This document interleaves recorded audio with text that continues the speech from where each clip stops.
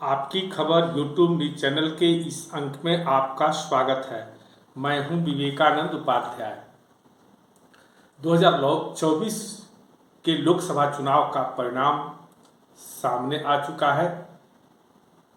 NDA का 400 पार तथा भाजपा का 370 पार का नारा पूरी तरह से देश से मिले जनादेश ने खारिज कर दिया है, परंतु लगातार तीसरी बार एनडीए को सरकार बनाने का बहुमत मिल गया है, जो अपने आप में कोई छोटी बात नहीं है।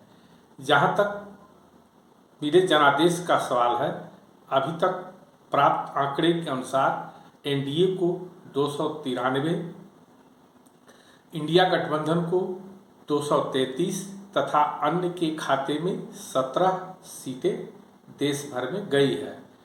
किंतु झारखंड पर यदि हम गौर करें तो झारखंड में 14 सीटों में से भाजपा का प्रदर्शन पिछला बार के 12 के मुकाबले इस बार 9 तक सिमट गया है।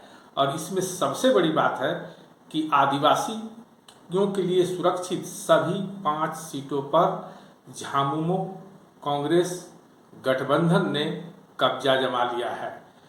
कहने का मतलब है कि कहीं न कहीं इस चुनाव में, लोकसभा के चुनाव में झारखंड में हेमंत सोरेन के जेल जाने का फैक्टर जरूर काम किया है, खासकर आदिवासियों के लिए सुरक्षित विधानसभा चुनाव क्षेत्र में, क्योंकि केंद्रीय मंत्री अर्जुन मुंडा तथा गीता कोड़ा का हार अपने आप में इस कहानी को बल दे रहा है, इस कथन को बल दे रहा है।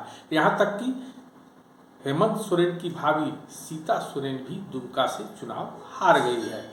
बावजूद इसके 2024 के इस जनादेश में झारखंड में कुछ ऐसी सीट है जो अपने आप में काफ़ी महत्व रखता है। मसलन अभी हम यहाँ पलामू लोकसभा चुनाव क्षेत्र पर चर्चा करने जा रहे हैं।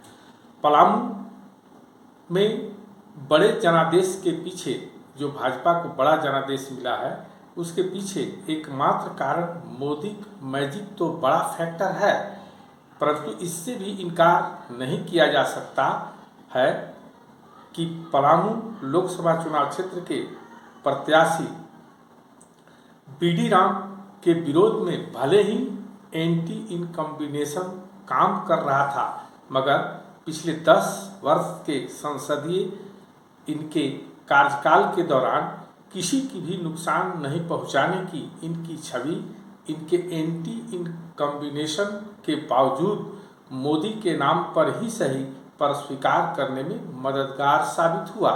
यही कारण है कि पलामू लोकसभा चुनाव क्षेत्र से भाजपा के प्रतिनिधि निवर्तमान सांसद विष्णु दयाल राम तीसरा मर्तबा भी चुनाव जीतने में कामयाब होकर हैट्रिक लगा पाए हैं। वैसे भी आपको जानना होगा कि झारखंड में एकमात्र अनुसूचित जाति के लिए सुरक्षित पलामू सीट है, जो भाजपा के लिए शुरू से ही पसंदीदा सीट रहा है। कांग्रेस के लगातार सांसद रहने के बाद भाजपा यहाँ काफ़ी समय से कब्जा जमाते आ रहा है। मगर हम 2024 के मिली इस जीत का यहाँ चर्चा करना चाहेंगे। प्रचंड जीत के पीछे कई महत्वपूर्ण समीकरण काम किया है। मतदाताओं के रुझान के आधार पर यदि हम गौर करें तो 4 महत्वपूर्ण फैक्टर पलामू लोकसभा चुनाव जीतने में काम किया है। सबसे पहला फैक्टर सवर्ण मतदाताओं का एक मुश्त एनडीए प्रत्याशी बीडी राम को समर्थन मिलना है। इस बार भी जैसा पहले आशंका जताई जा रही थी कि सवर्ण मतदाता भी संभव है कि इस बार बीडी राम के से नाराज होकर, इनकी एंटी इनकम्बेंसी से नाराज होकर के इंडिया गठबंधन के प्रत्याशी के पक्ष में जा सकते हैं, किंतु ऐसा नहीं हुआ। पलामू लोकसभा चुनाव क्षेत्र में सवर्णों का जो खासा संख्या है, जिसमें ब्राह्मण, राजपूत, कायस्थ सभी हैं, परंतु ब्राह्मणों की संख्या सर्वाधिक मानी जाती है, उनका 99% समर्थन भाजपा को मिला है। राजपूत मतदाताओं का भी भरपूर समर्थन मिला है। थोड़ी बहुत विश्रामपुर तथा हुसैनाबाद में राजपूत मतदाताओं में डेंट लगने की खबर है, परंतु इसमें कहीं कोई दो राय नहीं है कि 85-90% राजपूत मतदाताओं का भी समर्थन एनडीए प्रत्याशी बीडी राम को मिला है। इसके अतिरिक्त जो दूसरा बड़ा फैक्टर इतनी बड़ी जीत बीडी राम के पीछे जो काम किया है, उसमें यादव छोड़कर पिछड़ी जाति के मतदाताओं का एक बहुत बड़ा समर्थन काम किया है।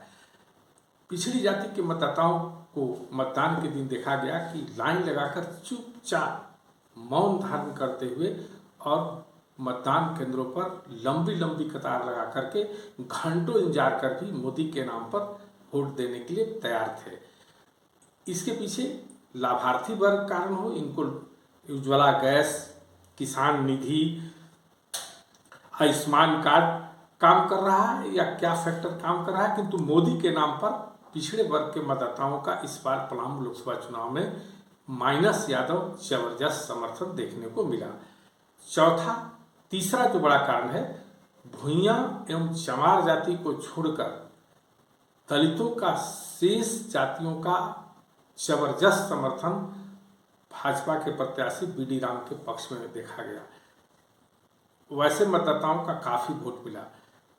भूइयां और चमार जाति में भी भाजपा को वोट मिला है। संख्या भले ही कम हो, किंतु जो लाभुक थे, खासकर महिला मतदाताओं ने भाजपा के पक्ष में इस बार मतदान किया है, इससे इनकार नहीं किया जा सकता है। पलामू लोकसभा चुनाव क्षेत्र में जीत का एक सबसे बड़ा फैक्टर, जहां पहला फैक्टर मोदी मैजिक था, वहीं दूसरा फैक्टर लाभार्थी वर्ग था।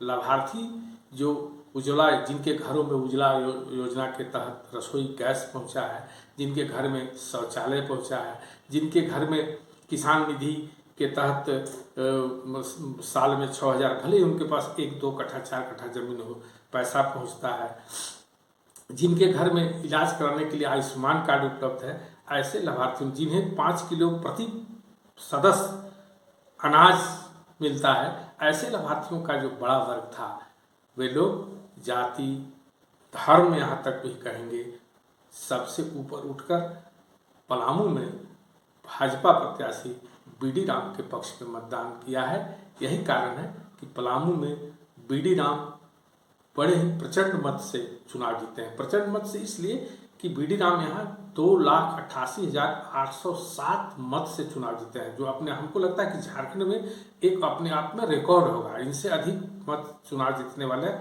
बहुत कम ही लोग होंगे।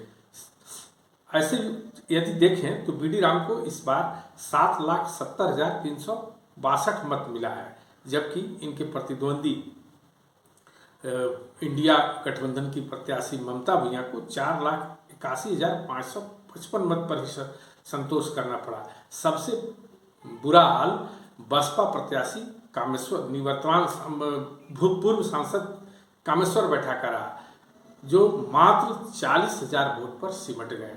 इस तरह से पलामू लोकसभा चुनाव में बीडी राम की जीत बहुत बड़ी जीत है और आने वाले समय में पलामू लोकसभा चुनाव क्षेत्र के बाद जो 6 महीना के अंदर विधानसभा चुनाव होने वाला है, उसमें इसका असर दिखेगा, इससे इनकार नहीं किया जा सकता है। आज के इस अंक में बस इतना ही। हम पुनः किसी दूसरे विषय को लेकर आपसे अगले अंक में मिलेंगे। आपसे अनुरोध है कि आप हमारे चैनल को देखें, लाइक करें, शेयर करें तथा यदि अब तक आपने हमारे चैनल को सब्सक्राइब नहीं किया है तो सब्सक्राइब करें। नमस्कार।